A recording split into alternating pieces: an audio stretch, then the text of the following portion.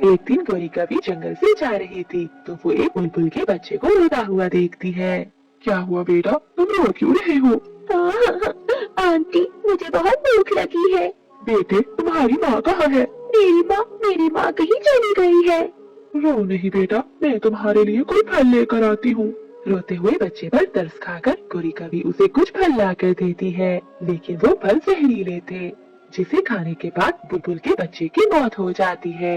हे ऊपर वाले, ये क्या हो गया? ये बच्चा तो मर गया। बेटा उठो, वरना जंगल वाले मुझे फिर से मनहूस कहेंगे। तभी वही बुलबुल आ जाती है। अरे मनहूस कभी, तू यहाँ क्या कर रही है? और ये मेरे बेटे को क्या हो गया है? बुलबुल बहन, तुम्हारा बेटा तो मर गया। क्या कभी तुमने मेरे बेटे को भी मार दिया? मनहूस कहीं की। बुलबुल बहन, मैंने तुम्हारे बेटे को नहीं मारा, बस उसे कुछ फल ला कर दिए थे। मनहूस कभी, तेरा साया मेरे बेटे पर बढ़ते ही तो उसे भी खा गई। मनहूस कहीं की।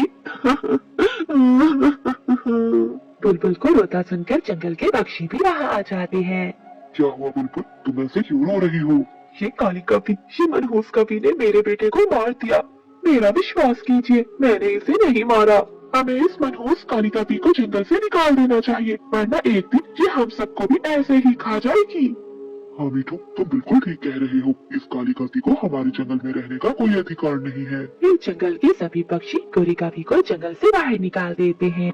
जंगल से निकाले जाने पर गौरी कवि नदी के किनारे पर जाती है। लगता है जंगल के पक्षी बिल्कुल ठीक कह रहे हैं, मैं मनहूस हूँ। अगर मैं सच में मनहूस हूँ तो मुझे जीने का कोई अधिकार नहीं है। ऐसे मनहूस बनकर जीने से मेरा मर जाना ही अच्छा है। मेरे मर जाने से मौत का सिलसिला खत्म हो जाएगा और जंगल के सभी पक्षी खुशी खुशी से रहेंगे। मैं पानी में डूबकर अपनी जान दे दूंगी। जैसे ही गौरी कवि छलांग लगाने जाती है तो वहाँ मीनू मौसी आ जाती है। क्या हुआ कवि, भरी जवानी में क्यों डूबने जा रही हो? मौसी, मुझे मरने से मत रोको, मुझे मर जाने दो। कवि, ऐसी क्या बात है जो तुम अपनी जान देने जा रही हो? जंगल के सभी पक्षी मुझे मनहूस समझते हैं, इसलिए मैं जीना नहीं चाहती।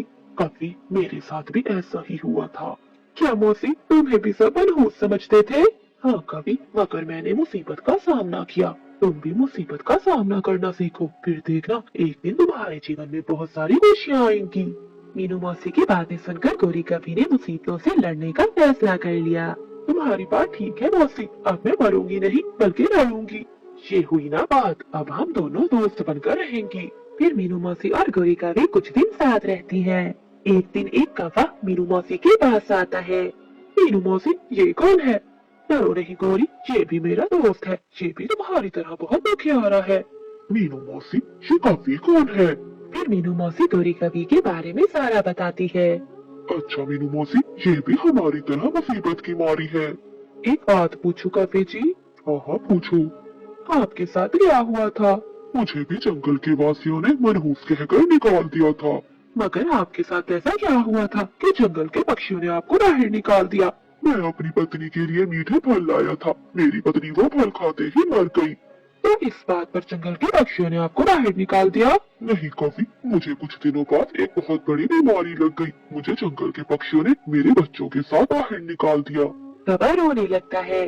कवि जी, आप रोइए नहीं, मैं आपके बच्चों की माँ बनकर उनकी रक्षा करूंगी। ये सुनकर वो कौवा बहुत खुश हो जाता है। क्या तुम सच कह रही हो? हाँ कवि जी, हो सकता है आपके बच्चों के लिए ही मुझे नया जीवन मिला हो। फिर कौवा गौरी कवि को साथ लेकर अपने बच्चों के पास आता है। देखो बच्चों, तुमसे मिलने कौन आया है? पापा, ये कौन है? बच्चों, ये आज से तुम्हारी माँ है। बच्चे ये सुनकर बहुत खुश हो जाते हैं। फिर गौरी कवि कवि के बच्चों की माँ बनकर रक्षा करती है।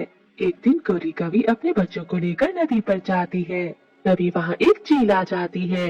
अरे बाबा, आज तो छोटे छोटे बच्चे, इनका मांस बहुत ही नरम होगा। रुक जाओ चील, ये मेरे बच्चे हैं, इन्हें पंख मत लगाना। अरे वाह कवि, तुझ में इतनी हिम्मत कि तुम मेरा मुकाबला कर सके। तभी गौरी का पति भी वहाँ आ जाता है।